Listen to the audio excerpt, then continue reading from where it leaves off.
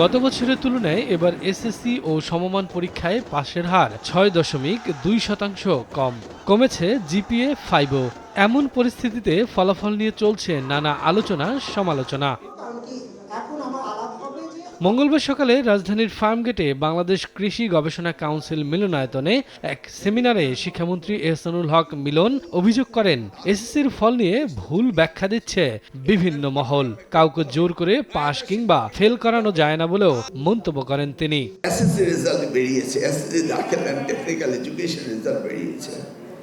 এটাকে এক একজন এক এক দৃষ্টিভঙ্গিতে দেখছেন। ড্রপ কি করানো যায়? জোর করে কি রেজাল্ট ফেল করানো যায়? জোর করে কি পাস করানো যায়? This is a real story, facts. শতভাগ ফেল করা প্রতিষ্ঠানগুলোর বিরুদ্ধে ব্যবস্থা নেওয়া হবে জানিয়ে প্রয়োজনে বন্ধ করে দেওয়ার হুঁশিয়ারি দেন মন্ত্রী। ফোটানোর ঝামেলা ছাড়াই নিরাপদ পানির জন্য ঘরে আনুন পিওরিট। কল করুন 16627।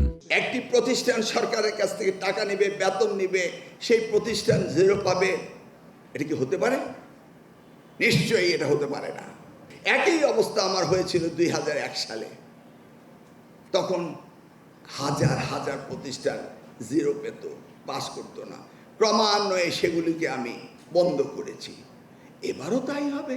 শিক্ষক নিয়োগ নিয়ে গুজব ছড়ানো হচ্ছে দাবি করে এহসানুল হক মিলন জানান, চূড়ান্ত বাছাইয়ের পরেই ঠিক হবে নিয়োগ প্রক্রিয়া।